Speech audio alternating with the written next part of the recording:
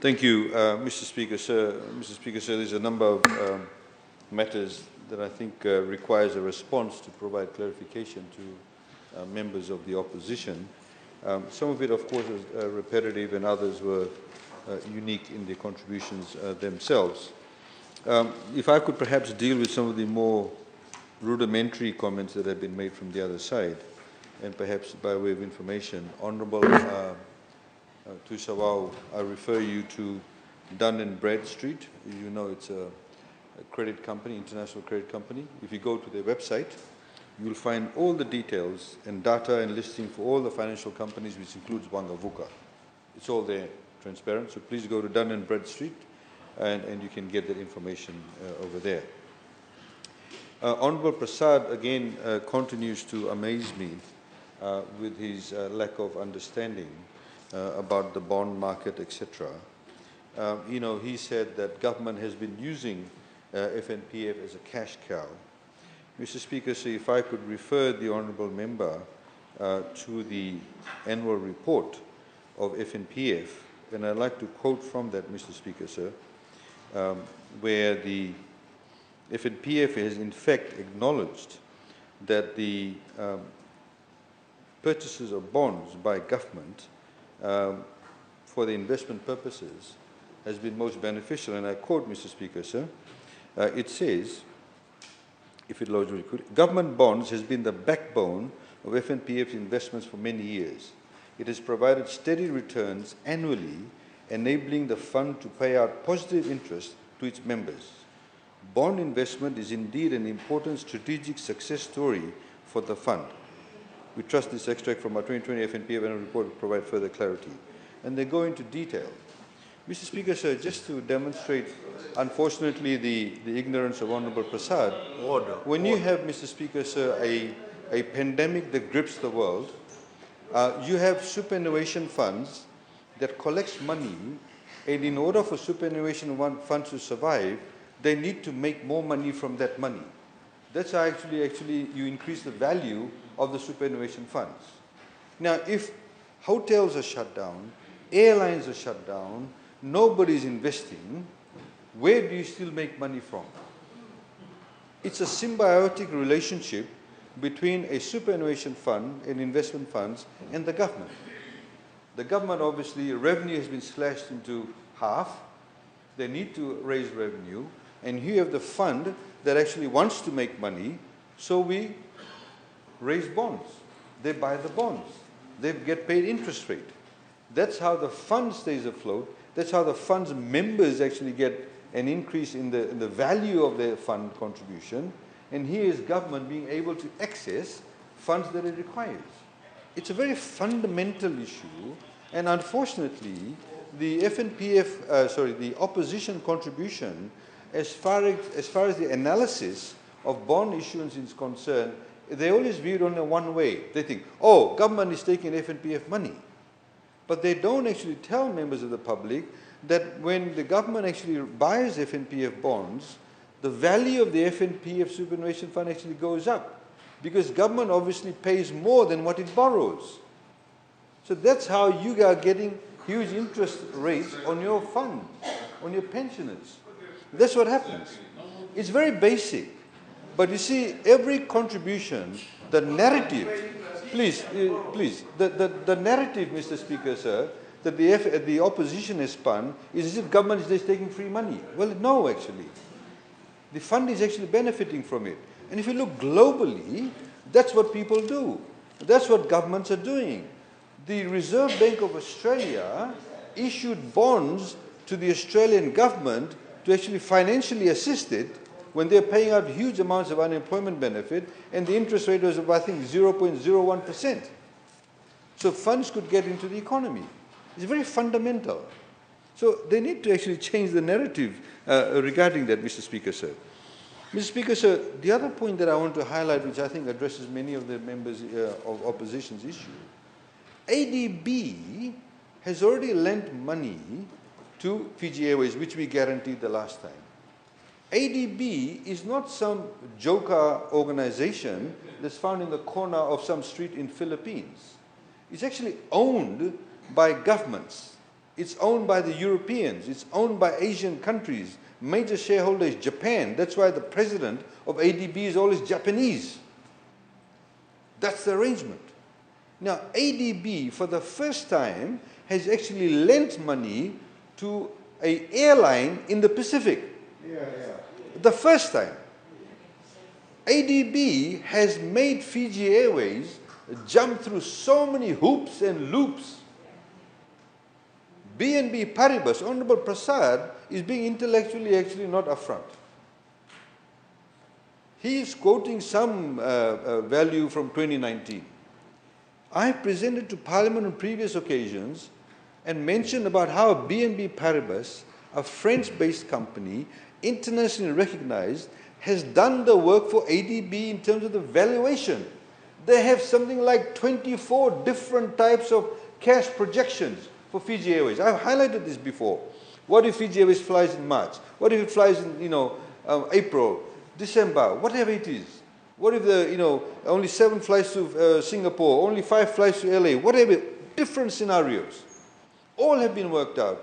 After all of that has been done, then ADB has come and lent them money. It's not a joke.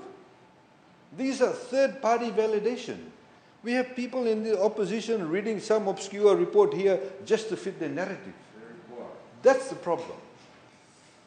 Half of them have spoken about a matter that is before the courts.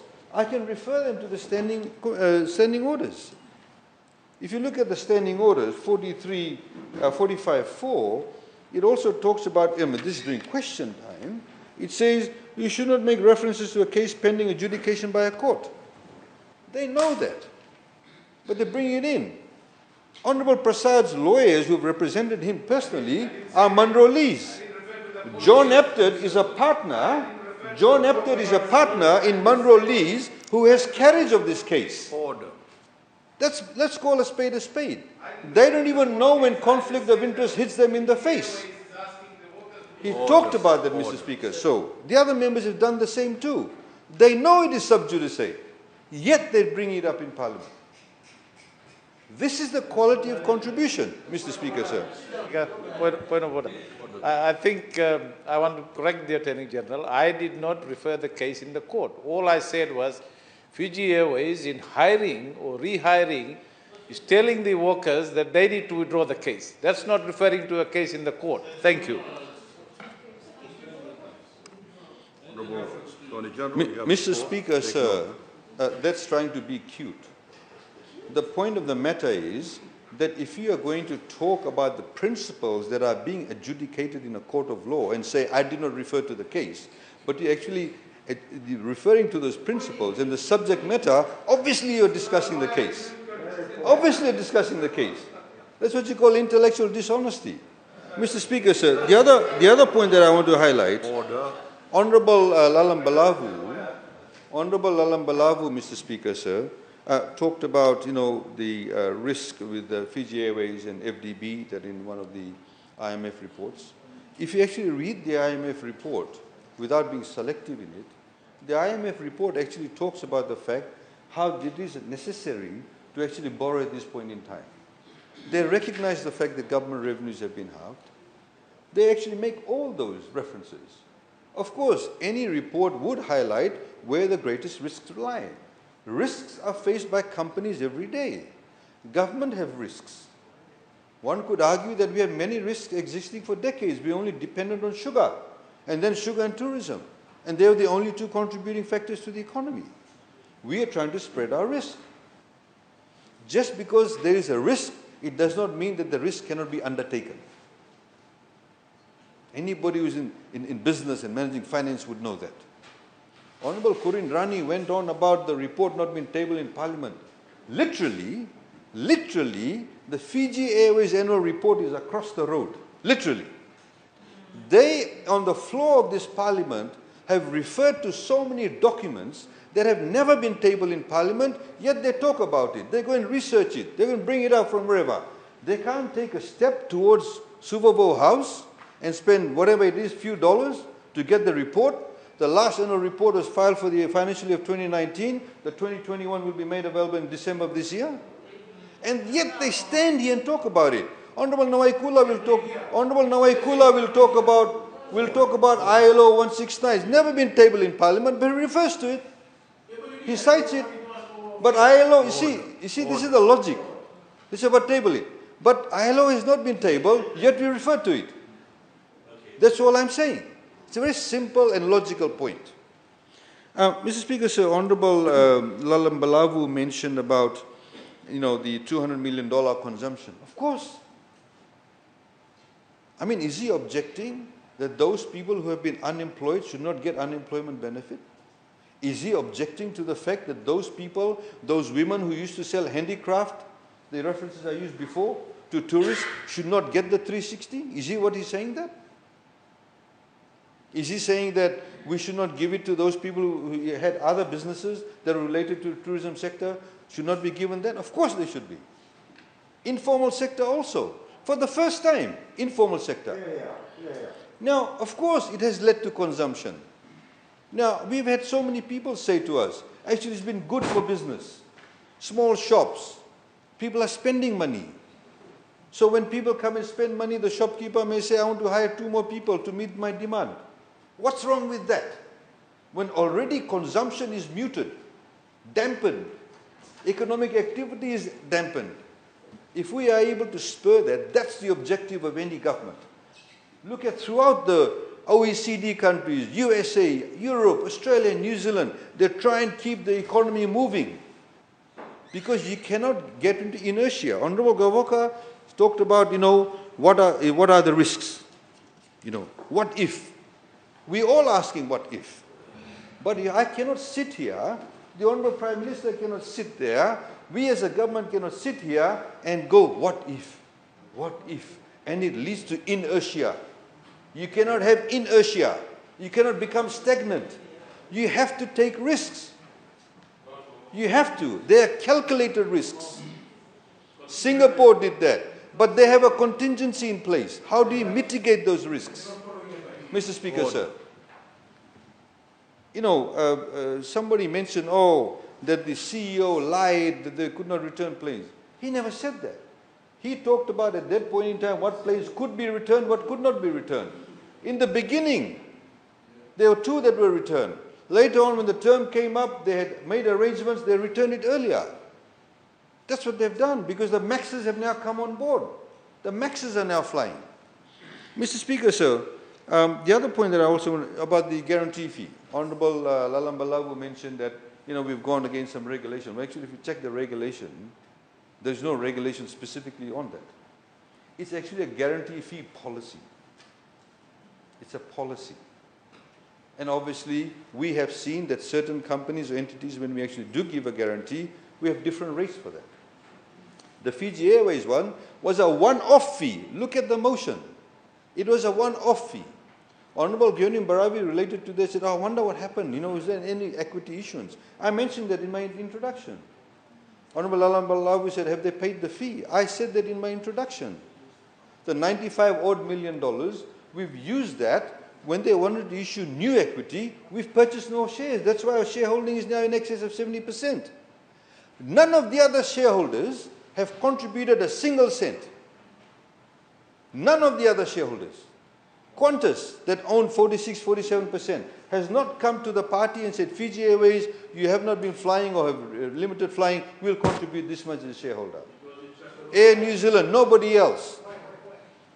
Why exactly? Because at the end of the day, Qantas' primary concern is Qantas, not Fiji Airways. Its primary concern is Qantas. Read the article. Qantas just sold a piece of land at Mascot Airport for $104 million. Sorry, $804 million. $804 million sold to some Middle Eastern company forming a consortium with some other Australian companies. And Qantas is then leasing part of it back because they need the paisa, they need the cash, they need the money in hand now. That's what's happening with Qantas. So obviously Qantas is not going to come and buy shares in Fiji Airways, inject funds. Nothing to do with all the shareholding. They maintain the shareholding. They look after themselves first, then they think about anybody else. We have to look after ourselves first, then we think about others. We don't even have a shareholding in Qantas. That's the reality. That is the reality, Mr. Speaker, sir. It's not oile. It's oile in terms of what you say. It's oile in what you say. Because nobody from the opposition has given an alternative option. Nobody. No alternative option. Mr. Speaker, sir, the other point that I wanted to make, Honorable Prasad again labors this point a lot. He says Fiji Link has been given subsidy. Order. Fiji Link has not been given a subsidy. Fiji Link, like Northern Air, you know this very well. It is a subsidy. Fiji Link, Northern Airways, any other airline that flies domestically can tender for flying on what we call uneconomical routes like in Laos and Kandavu and various other places, Rotuma, Mr. Speaker, sir. In the same way, we do it government shipping services. Government shipping services is the same thing. When private companies go there, we subsidize. Taxpayers have been paying this since the past 20, 30 years. It's been going on. But you see, the problem is, Mr. Speaker, sir, the problem is, Mr. Speaker, sir, Honorable Prasad just singles out Fiji Link. You did say Fiji Link. You did not mention Northern Air, which is owner used to be a former candidate of your party. That's the fact. Captain Sen was a former member, one of your candidates. So, you see, Mr. Speaker, sir, again, there's a very disjointed opinion in that respect. They talked about the fact that Fiji Airways, terminated the service of these people. Air New Zealand fired 4,000 people. 4,000 staff. They did not mention that. They're trying to make as if Fiji Airways is the only airline in the world that has done this. Only airline in the world, Mr. Speaker, sir. And he brought in COF boss. He did not follow the law. Got nothing to do with this, Mr. Speaker, sir. Mr. Speaker, sir, it is very interesting now that they've opened up the door, is that in all of this, some of the crew that actually took this action against, a lot of them who've now reapplied for jobs, we've been told by Fiji Airways, were literally crying because they were bullied into joining these people in the action. Because they were bullied by some of the union officials, saying, if you don't come, we'll fix you up. And a lot of the younger ones, and if you look at the crew that the Honourable Prime Minister went to the Aviation Academy, if you looked at that, of course they've already told Fiji Airways that. A lot of them actually have come back. They've applied for jobs. So you need to understand the dynamics behind this, Mr. Speaker, sir. And in all of this, Mr. Speaker, sir, they only talk about the staff at Fiji Airways. They have not spoken, Mr. Speaker, sir, about the staff at the hotels. They have not mentioned about the staff at the hotels. If the airline does not fly, the hotel workers won't have a job. The lady who comes out in the Coral Coast to perform meke at the Warwick or Tambua Sands, wherever it is, she won't actually be able to perform the meke. Now she can come and perform the meke, she actually has a job. The fire dancers who actually do that, they actually have a job, Mr. Speaker, sir. Mr. Speaker, sir, I would like to actually respond to this, and it's a very kind of, monofocus approach to this whole debate. On this side of Parliament, we've spoken about the actually macro picture. What is the implication of running your airline, Mr. Speaker, sir? Mr. Speaker, sir, the other point that I also wanted to highlight, Honourable Nawaikula said tourism will survive without Fiji Airways. I mean, what an amazing statement to make. What an amazing statement. He's still saying yes. He's still saying yes. We open the borders on 1 December. Qantas will decide to come in the 3rd week of December. All our hotel workers will be sitting there twiddling their thumbs waiting for the airline to come. And then Qantas will say, look, mate, we're going to charge now return $1,000 because we don't have any competition. That's what's going to happen.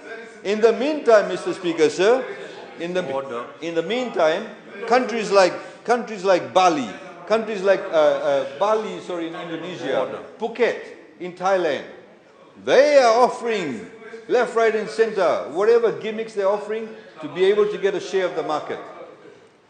They don't understand that, Mr. Speaker, sir.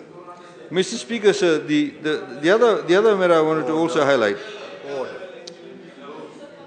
I wanted to, Mr. Speaker, sir, just, I think it's critically important, and I wanted to read this particular statement, sir.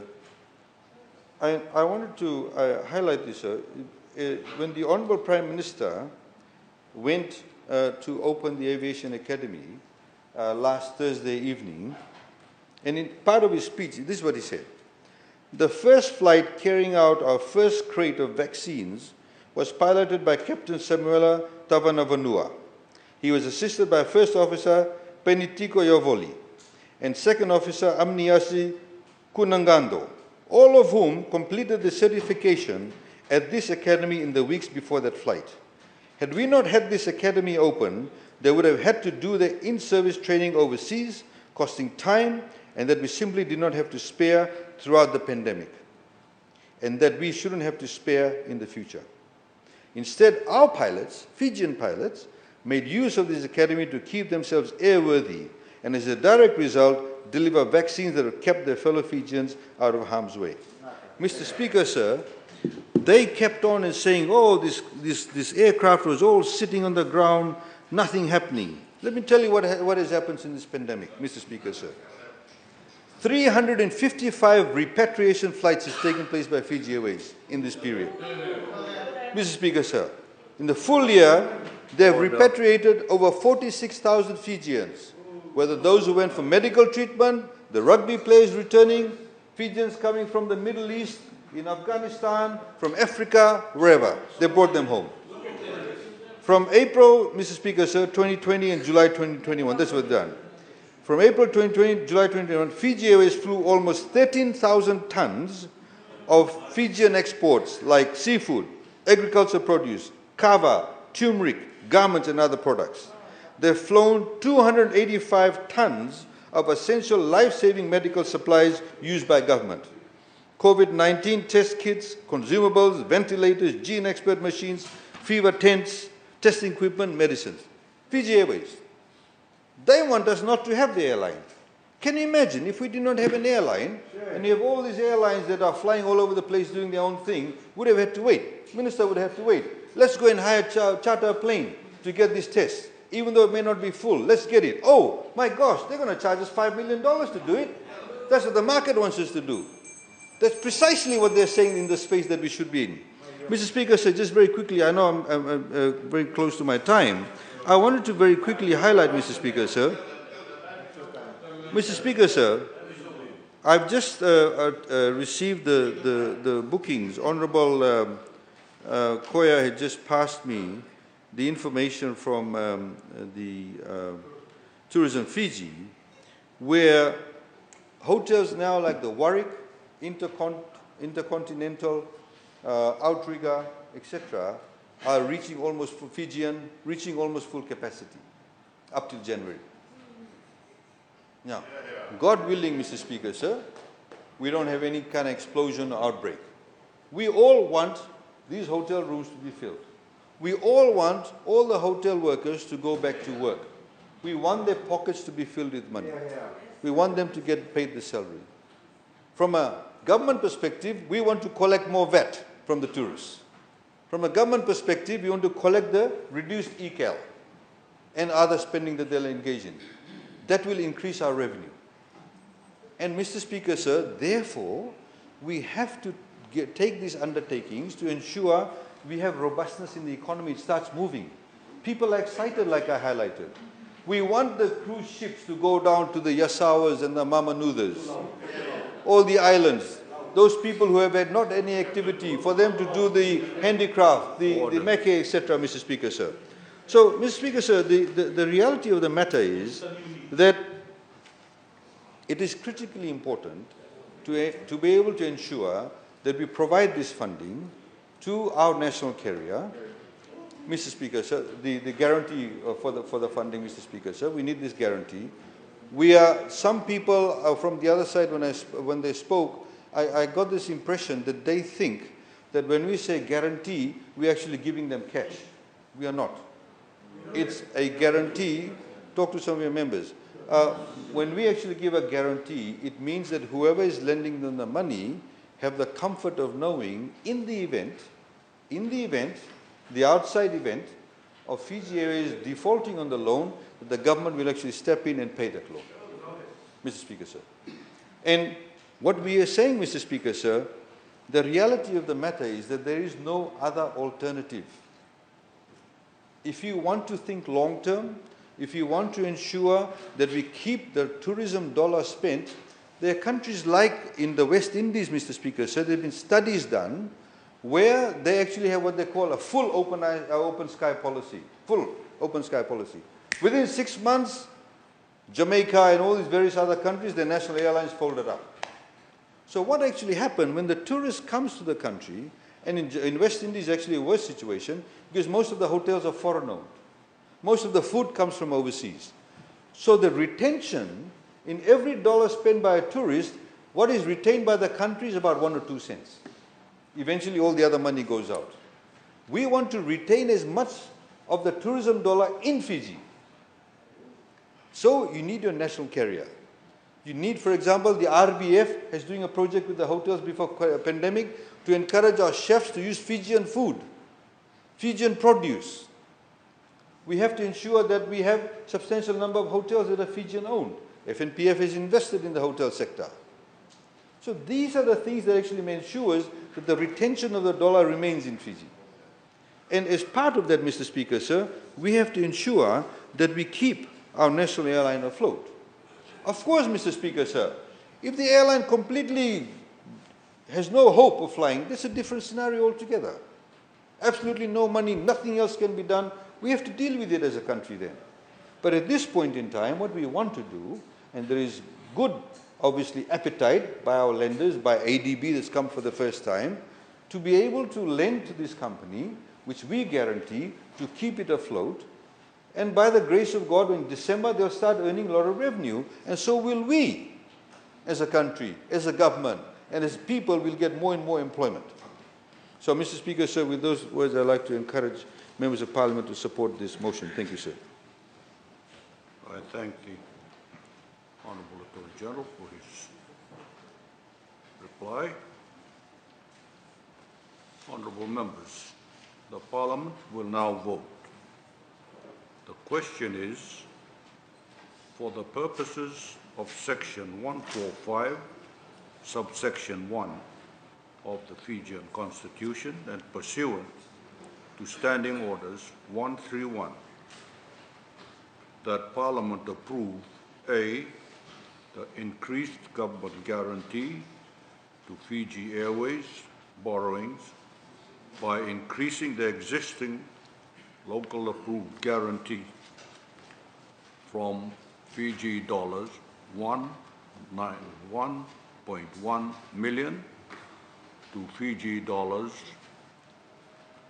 241.1 million, and the offshore borrowings from US dollars 117.1 million to US dollars 142.1 million, with the total guarantee ceiling increasing from Fiji dollars 455 million to Fiji dollars 561.4 million, valid until the guaranteed facilities are discharged or fully settled. And B, that Fiji Airways be exempted from paying a guarantee fee. Does any member oppose the motion? Yes. There being opposition, the Parliament will now vote by acclamation. Those in favour say aye. Aye. Those against say nay. Nay. The ayes have it. Thank you, honourable members. We'll move on. Secretary General. Motion in the